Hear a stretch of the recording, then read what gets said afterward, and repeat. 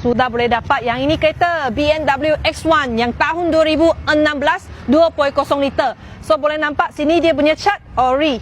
Okey, warna putih. Semua cantik lah. Lagi depan sarung dia dengan lampu dia semua cantik, sangat sporty ya punya design. Lagi dia sini sport rim original yang 18 inci. Lagi kita tengok satu raw body dia.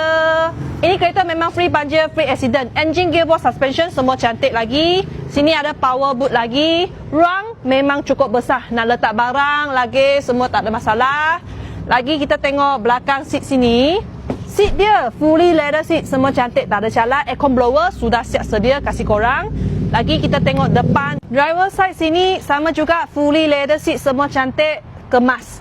Lagi dia ada power seat sama memory seat. Kita boleh tengok lagi sini ada multifunction steering, auto cruise system dengan pedal shift. Meter, dashboard semua masih cantik. Tengah pun ada original radio player.